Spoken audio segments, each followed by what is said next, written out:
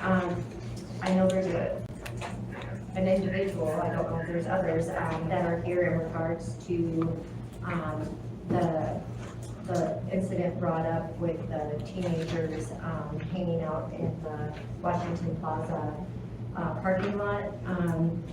I wanted to clarify that the Washington Plaza is a privately owned business with a privately owned parking lot, and that it is the owner of the plaza that is looking at having the teens move to a new location.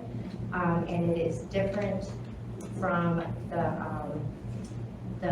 looking into the ordinance regarding loitering. And I know Chloe with Generation would like to speak. Okay, come on up.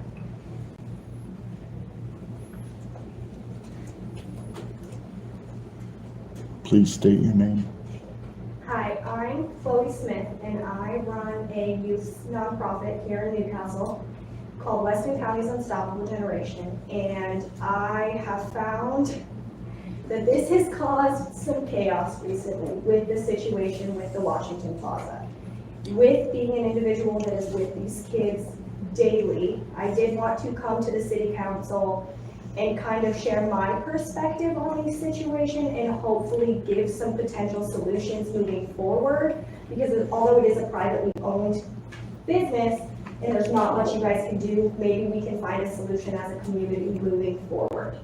For starters, on every Tuesday from 6 to 9, I host a youth group per se, and 75% of those kids that we have within the Loaf and Jug parking lot are the kids that attend. From the start when they attended, I set very clear and blatant standards. There was no swaying, and it was made very clear, if you cannot follow within these standards, then you can't attend. Last week, the kids spent the entire 6 to 9 cleaning my office and folding clothes and sorting, because the week prior, they didn't clean up after themselves. They didn't fight me on it, they didn't argue with me, and they were fully aware that it was a consequence to their actions. I'm not here to justify the choices that these kids are making, because I will fully say that they are being disrespectful and making poor choices on the property. But as a person that has gotten to know these kids, I think it's important as a community that we keep in mind, if we displace them from the one place that they have, let's be honest and look at what the repercussions can be from that. We tell them they can't go there, they're going to try to go across the street to Subway. It's not going to be long before they get kicked out of there. It happened when I was their age. And then exactly what happened to us is going to end up happening to them. We ended up going out to Serenity Trail. And we had kids getting left out there in the middle of winter. We had kids drunk driving through town. We had kids getting drunk in the woods and getting lost. We had sexual assault instances. We had violence instances. And there were many things that could have been prevented if they were within eyesight. By them being within an area that has eyesight, they're a lot safer, is the reality of it. It is very simple for an officer to pull up and be like, sorry guys, you screwed up, here's 10 tickets, you guys shouldn't have done this. But we displace them from the one comfort they have. Where do they go next? We live in Newcastle, Wyoming. There's a lot of open fields. And a lot of those fields, those kids could be out there for hours, and who knows what can happen to them after that. It also comes to the thing that as a community, it is not our responsibility to take care of others' children, but how many of those kids truly have guidance, security, or even parental guidance in the slightest? A lot of their guidance is just themselves. They have absolutely no care coming from their home situation, and the only security they're feeling right now is being with each other in that place. Although they are making the poor choices, can we really fault them? They're kids with no parental guidance, a lot of them. So that's where I think as a community, we need to propose a solution. We need to come to an end agreement to not only protect our community from the disrespectful action that these children are committing, but also to protect them, because ultimately they're babies, they're kids. We've got 13 up to 18. We don't need those 13-year-olds out in the middle of nowhere. So I think as a community, we need to do something, whether it is create somewhere for them to go, whether that be a teen center or something that is allowed, a city parking lot. I know Pam and I have met and just thrown a bunch of different ideas out there. Also, build relationships with them.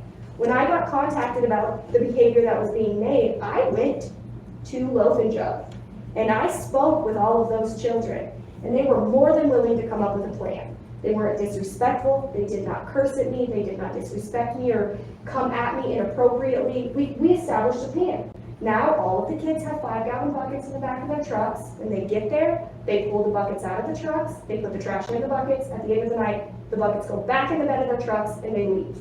We talked about the fact that this is a private property.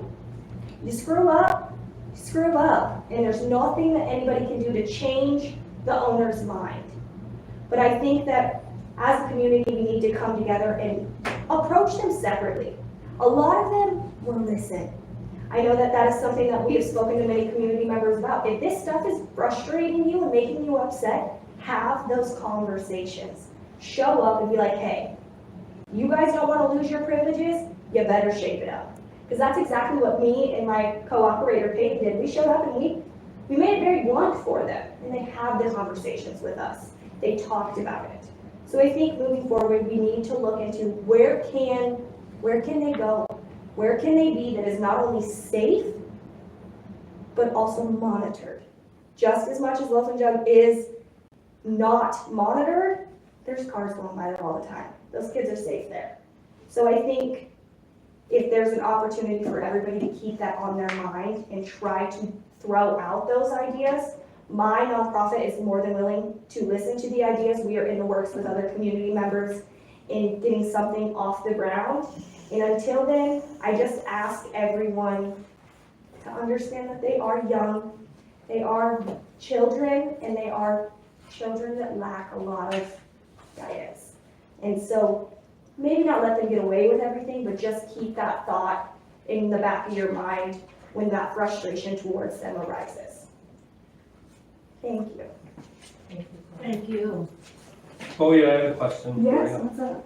So, I attended a Chamber of Commerce meeting, and then they, had kind of made mention that there's plans in the work to maybe identify a teen center.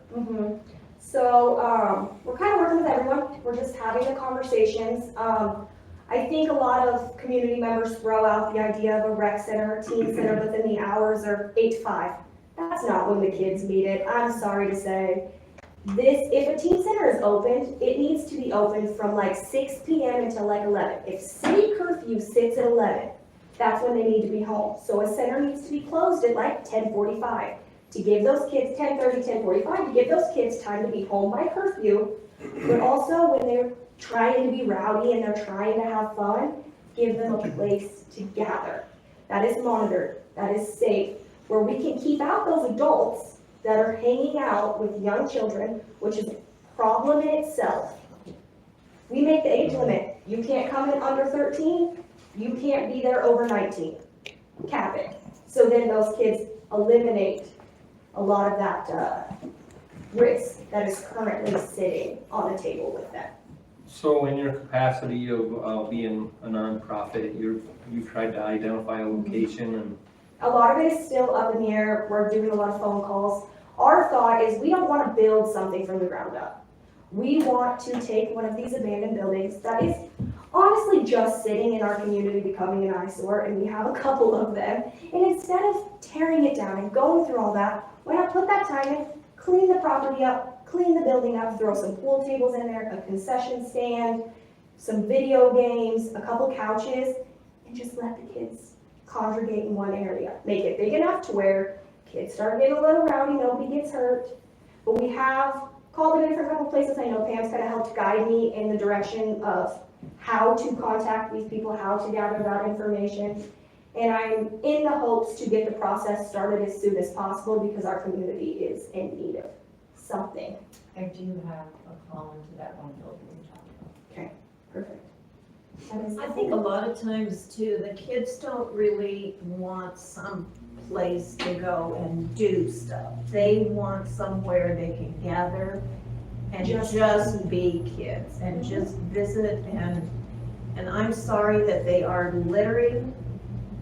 I don't approve of littering, but I don't have a problem with them gathering at all. And the reality is, where do they go? Right, Like, there is right. nothing else. I know They've it's been private doing property. that at Loaf and Exactly. Jug since my kids were there, and that was a long, long time. Well, speaking of the property manager of Washington Plaza, she did talk about how it's been decades that kids have been coming here. It's just, this is the worst it has ever been. And I think with Chloe, working with them, and, you know, like maybe your group, the next day, go clean it up. And we've had Instead those of conversations. those women having to go out and do it themselves. And I do know, I think I met with them Friday, I think is when we spoke, and then I initially went and met with them. I went back and checked on them Saturday night, and it was a totally different place. There was no garbage, the kids were parked appropriately. Were they being rowdy? Yes. Were they revving their engines? Yes, but there was no garbage on the ground. The kids weren't throwing cans everywhere, because they made it very clear, like, your actions have a reaction that's going to come out of it. So we need to prevent that before it happens. And it might be too late, which is something that they're inevitably gonna have to learn. But my fear is we kick them out of there, what happens to them next? When they're gathering at the LAK and we have kids drowning because they're drunk at the lake, or we have people driving through town and an old man gets hit walking down the street because someone's drunk driving. And they just want to get together. They just wanna talk to each other. They just want to talk to one another. That's the most important thing for kids that age, are their peers. And that's a lot of group. We have our conversations in the beginning, we go over if I've had community reports, if I had school communication, and then the kids just talk. Last week, they ended up, after they got done folding clothes, they rollerbladed on Main Street. I stood outside and watched them, and they laughed and they rollerbladed, and they came in and they laughed, and they mess around, and they wrestle, and they just are kids. And that is all that they are seeking right now. Because a lot of these kids, that's the only time they get to be kids. Did you used to hang out in the parking lot? I did. We definitely also got kicked out of the parking lot, and we also definitely tried to go to Subway and ended up at Serenity Trail. So that, I completely understand what these kids are going through. I just now can view it through adult lenses. I used to hang out in the mini mart parking lot when it was still mini mart. Like, it's With my been brothers and going on for sisters, so- years. Yeah, it has been going on a long time. Yes. Well, I have, we can maybe set a time to get together because I researched some of that other stuff that we talked about, that other location that's Yeah. open now. They're gonna want to move. And I think I have a I person, think if the right person runs it, they will. and I think I have, a good person. So, Perfect, yeah. I think if the right person's in charge, like I know I spoke with Derek, these kids already deal with authority issues. You look at a home environment, that causes authority issues. You then look at someone, and me and Derek have had this conversation, who is large and intimidating. I'm sorry, there's no better way to put it. Right. Pulls up in his uniform. These kids aren't gonna talk to him. Right. Then you have certain cops that are genuinely really sweet to the kids. But then they're maybe a little bit too sweet to the kids. Then you have the ones that are genuinely trying to do their job, but they don't have the relationships with the kids. So then these kids, they're like, I don't know what to do. I don't know what's gonna happen. Because they are too scared to build relationships because they got mom and dad at home saying, cops are bad, don't talk to them. And they can't build those rapports. So with me, I've had the ability to be like, sorry, you're not gonna speak to me that way until you're ready to have a conversation. I'm not gonna talk to you. I wait 30 minutes and the kid calls me back. And we're able to work through that.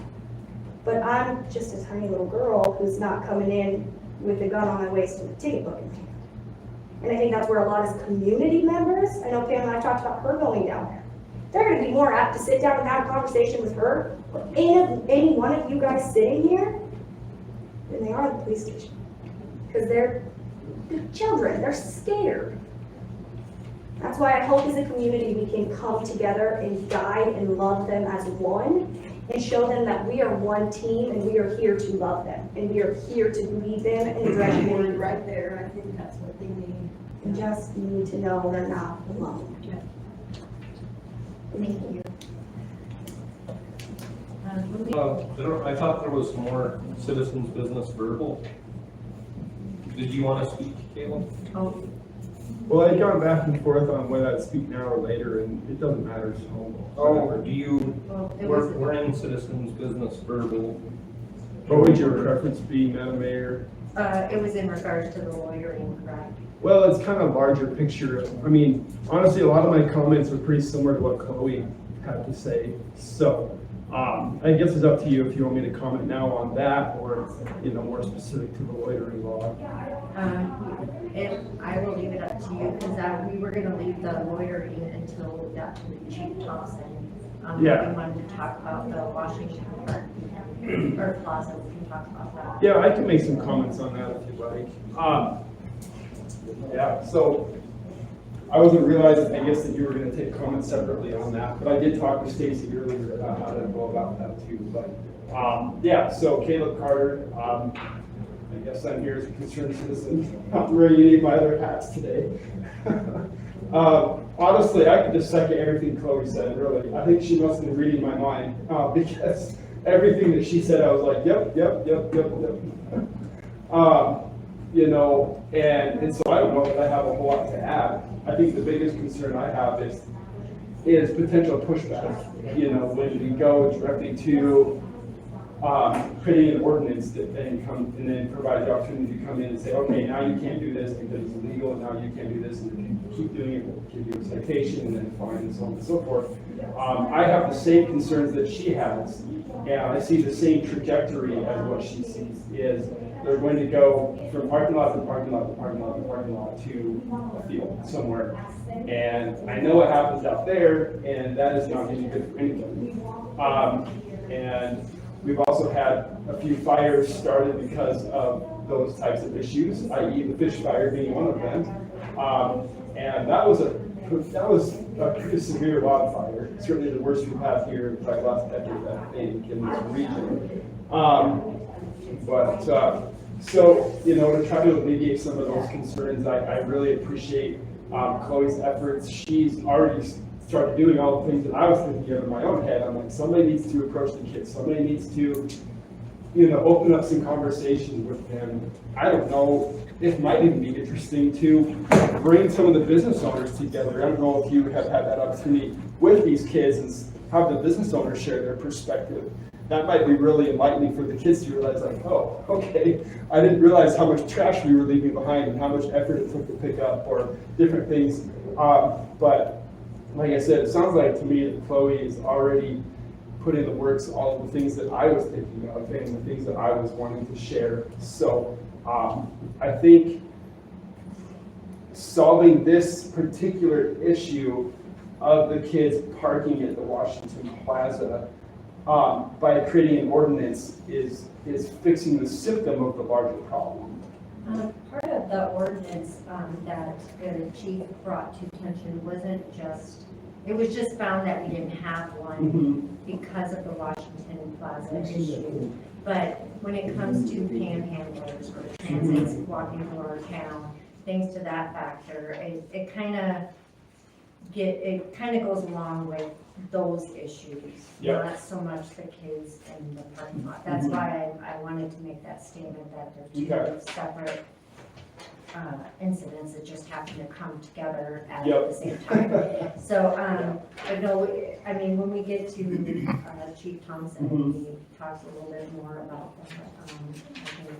Yep, absolutely. Yeah, and I am interested in what he has to say, and I'm not a lawyer, so I don't know what can and can't be done within the community with law enforcement, without that or with it, and I have read your descriptions of utilizing the trespass laws, which I've heard some people say, and some of the concerns there. So definitely, I don't know that I have enough to comment on that, and I am interested in sticking around and hearing more about that as well. But I appreciate the council's approach in looking at these separately and looking for solutions beyond just writing a citation and trying to kick them out and make it somebody else's problem. Because that was a real concern that I had, is that it would just get pushed down the road until they just found somewhere to go. They really could potentially get into trouble, but I think, I fully support everything you're doing. Fantastic. Really excited. I work with a lot of the same kids. I coach middle school track and cross country. I interact with a lot of them. Two of my kids are in high school, so I know a lot of these same kids. I run by there almost every night on my nightly runs, and sometimes they'll even run out and run with me for a little bit and talk to me and stuff. So, I've had interactions with these kids, and they look exactly the same as the kids did 30 years ago in my high school, and they were parking at the car wash and doing the same crazy, stupid stuff that those kids at that age do. So, I do want to say that I appreciate the council's open mind on that, and appreciate the efforts already going. And I don't know that I have anything directly related to it, but if there's something I can do to help, I would like to help be part of the solution to this as well. And I work with these kids, like I said, in coaching and in various capacities through our church youth group and different things, and I just really value our youth, and I really want to see a solution and see us find some ways to engage them in the process. And that was my biggest thing, and it sounds like you're already doing that. So that's fantastic. Maybe you can meet with Chloe and myself when we get together.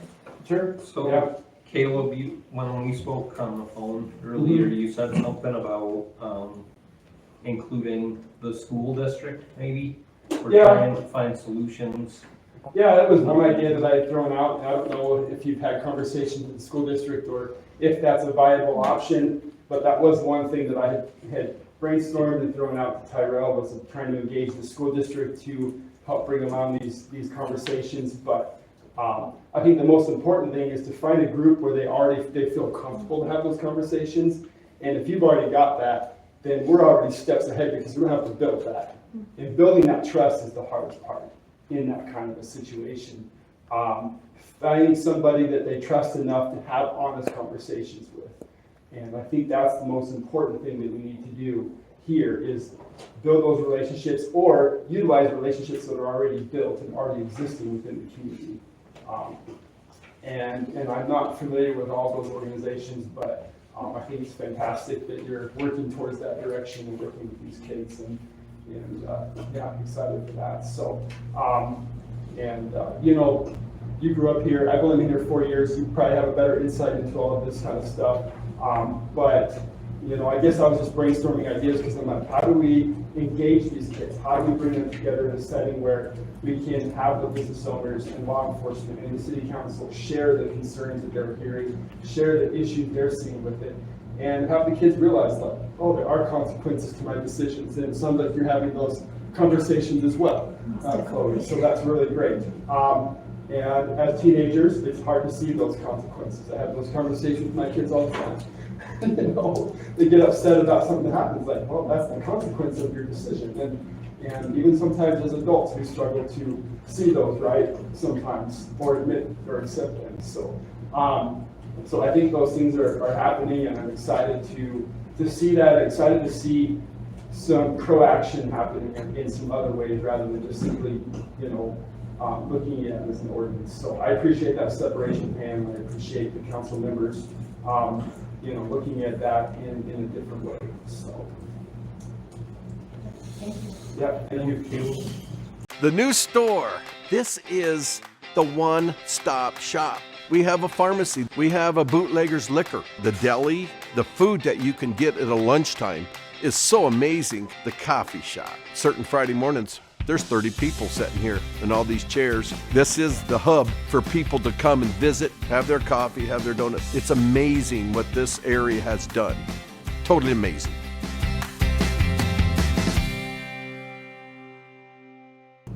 Thank you, Council. The last item on my list here is the loitering ordinance. I have a few things to add on that. I've gotten a lot of mostly negative feedback about the idea of it. That negative feedback is a lot of people's emotions that they're going to be driven to a different place and they're not going to be supervised. And, they're concerned about how it's gonna negatively impact primarily the teenagers in the Washington Park Plaza parking lot. I guess the other side of that coin that I really want the council to think about is the fact that we're kind of, by not doing something with it, we're kind of imposing the public's will on a private property owner. Just because we don't enforce or don't implement a loitering ordinance doesn't mean that we don't have to do something to alleviate this problem. I think we owe it to the property owner to find some sort of a solution to the problem. It's been suggested by a lot of people that we use the trespass statute to deal with that. That comes with its problems. Blanket trespassing someone from a location where they get their driver's license, they go to visit their probation officer, they go to purchase real estate, they go to get a massage, they go to the chiropractor, things of that nature, makes it difficult to do. It's doable, but I think it needs to be used as narrowly as we can, if that's the route we choose to go. There's also a lot of other people that have suggested enforcing the curfew ordinance. The curfew ordinance is kind of fundamentally flawed the way it's written. It requires an audible signal to be sounded at 11 p.m. Nobody in this town wants the fire alarm going off at 11 p.m. at night to let the kids know they need to go home. So if we want to enforce that, we need to modify that ordinance.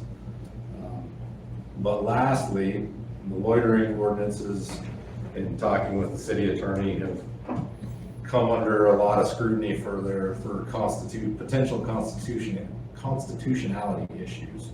So if it's something we are going to do, we would have to explore it further and make sure that we're doing it in a way that we're not violating anyone's constitutional rights by doing so. That's the last thing I want to do. And Mr. Hughes, if you care to expound on that any, feel free to do so. So in looking at just some of the ordinances that the other municipalities in the state of Wyoming have implemented, what it kind of becomes clear is that, for instance, Casper, Cheyenne, I didn't see one from Gillette if I recall actually, but Casper and Cheyenne have very specific loitering ordinances, and it's because somebody's challenged them. It's because they're time, place, and manner restriction issues, freedom of assembly issues, freedom of speech issues to some extent. So threading the needle on drafting one is hard, let's say. The one that we did pull and that we looked at was the city of Riverton. The reason that probably still is in place is because nobody's actually challenged it on some sort of constitutional grounds or for overbreadth or vagueness. And I mean, just logically speaking, if you were to get a $45 loitering ticket in Riverton, I don't suspect that you're going to appeal that to the district court, right? But in general, in implementing it, it would be best if, at least in my opinion, in talking with the chief, that maybe we look at a different avenue of going about this. We could implement this, but just by definition, when you have constitutional expert lawyers who are arguing on loitering cases and are getting the analysis wrong, I don't suspect that that the drafting of this is going to be right on cue with everything that we need to take into account.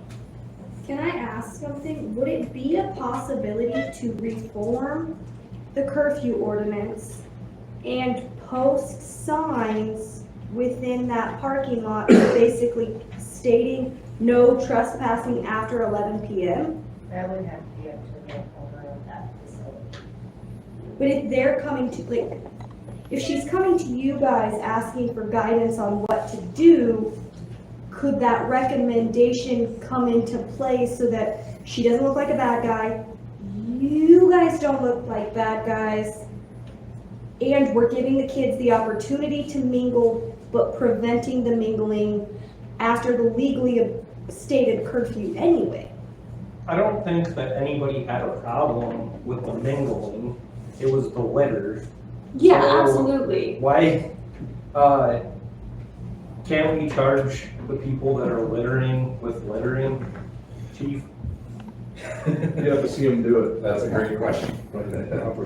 So if all of you are standing here and Darren throws the soda can out, and I don't witness him do it, and everybody says, we didn't see anything, we're kind of stuck. The one thing I did suggest to him was implementing some camera systems, and obviously I don't have the officers to dedicate to sit there and watch Darren throw his soda can out in the middle of the parking lot 24 hours a day. I don't have that. And there's more than just littering. There's peeling out in the parking lot. There's apparently been fires started. There's fireworks discharged and trash left behind from that, and burn spots on private business owners' property and things of that nature.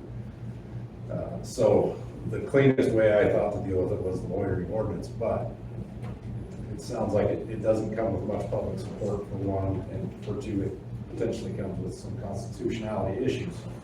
So we're gonna have to find a different way to skin that cat, so to say. So most of the citizens that I spoke to about the loitering ordinance were just concerned about just that, right?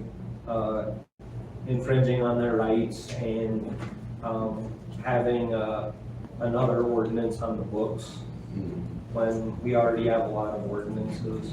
And so they were just concerned about At the end of the day, they don't have a right necessarily to be on somebody's private property.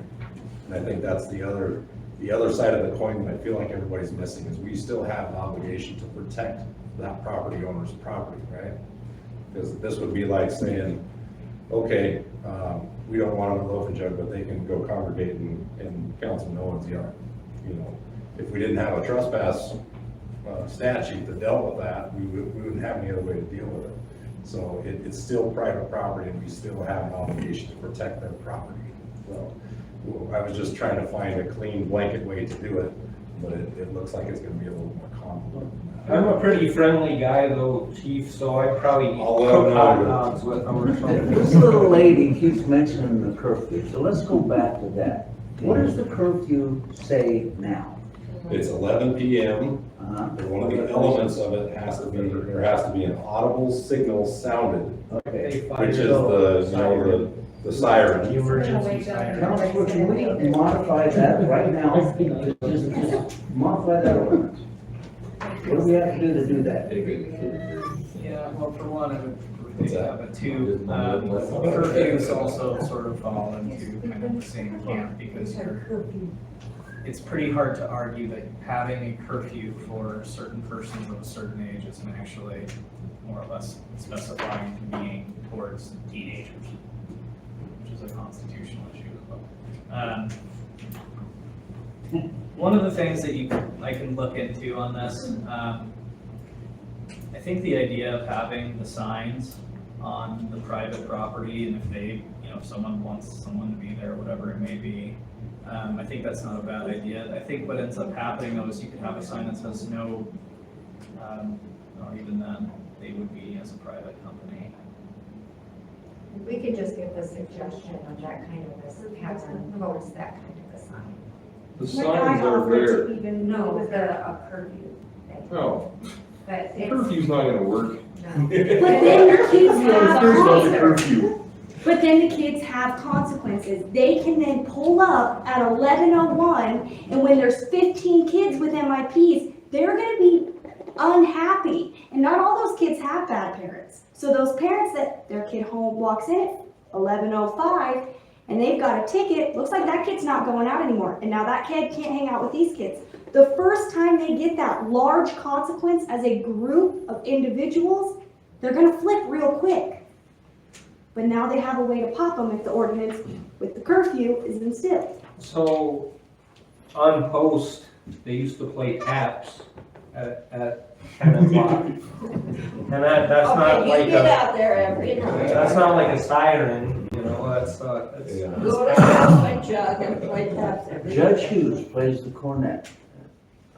And the other problematic thing with doing say trespass from, you can't trespass from this time to this time, is there's still a business that operates there that's 24 hours a day.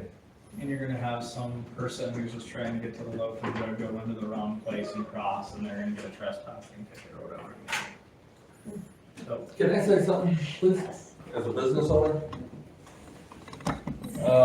Myself, as a business owner, I am for loitering ordinance, but I just would like to ask this would be citywide, within the city limits, am I correct? Correct. Okay, so it's just not about an individual or individual's piece of property or just a small group, all right? It's about citywide. And that's what business owners, me, all right, are worried about downtown. And I've seen panhandling in front of grocery stores in the past, not much. I mean, maybe you see it once a year, hardly anything. But to have something like this to keep, like I say, the build up of people that are not doing anything for business, but yet you're blocking my door. Things like this. It's a citywide, and I think it ought to be brought across to the public. It's citywide.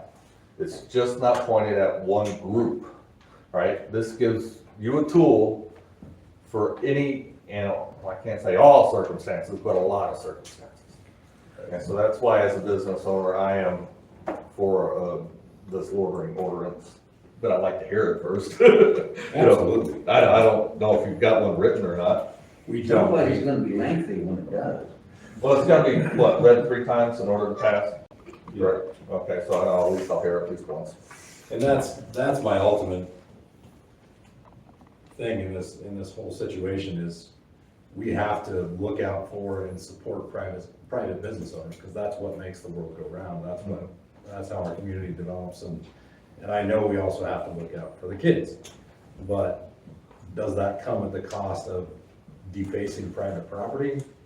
It shouldn't. So, but I also look at the situation with the children or the kids and the ordinance is really 2 different things. Because this is citywide, and it's just a small group that have to be, educated a little bit. Right. All right, that's the way I look at it. I haven't been able to talk to any other business owners or anything about it. I could probably ask very easily, but I think it's their job to come up and talk to you. But as a business owner, that's it. Thanks, Bruce. Oh, can I get you to do one more thing for me? Or one thing? Maybe. Post back on Facebook about the ordinance of no bicycles and scooters and skateboards on the sidewalk again. Yes. I think I have had one instance already. And that's all the more stuff I have for my portion of the report, unless somebody else has more comments on the. Can I make a comment? Yes, please. And you kind of touched on this, and I think the thing that I appreciate with our discussion tonight is that we separate this from the discussion with the teens at Washington Plaza. Obviously, to a point, you can't separate those completely, because part of the complaints that has started this process came from that. But I do appreciate that you're looking at this as a citywide and that there's larger issues you're trying to address. I think the most important thing, if it does get to the point where the council decides to roll out a loitering ordinance or something of that effect, the way that that's rolled out is going to be very important. Because right now, if you look at comments on Facebook and everything, everybody's gonna be like, well, you're just pushing that at the teens, and it's all about the kids and everything. And so I think it would be very key in the way that it's discussed with the public, the way it's presented here, and the way that it is rolled out, in that sense, to make sure that, and to also be addressing that other issue, separately as well. So I guess that's the only thing that comes to my mind specific to the loitering law, is just let's be really thoughtful in how we roll that out so that it can be effective, it can achieve its end goal, and it's not going to just turn everybody against each other and have all this infighting, which isn't good for anybody, right? Nobody wants that in our small community. And obviously it's heated on both sides, and so hopefully I appreciate the discussion here and everybody's different viewpoints. It's been helpful for me to get a better understanding of where people are coming from and what concerns are out there. So I appreciate that. Anything else for Chief? Moving on to City Attorney. In addition to the weekly printed version of the newsletter journal, we also promote our community and share important information on our award-winning website, newslj.com, and in our weekly email newsletter, Nuke Now. We also connect with readers through various social media platforms and invite you to check us out on Facebook, Twitter, and Instagram. You can even take a look at a recent meeting of the City Council, School Board, or County Commission on our YouTube channel. We do hope that you will go to newslj.com and subscribe today, and we look forward to making all of our great content available to you. But regardless of your level of support, we thank you from the bottom of our hearts for doing your part to preserve a free and independent local press.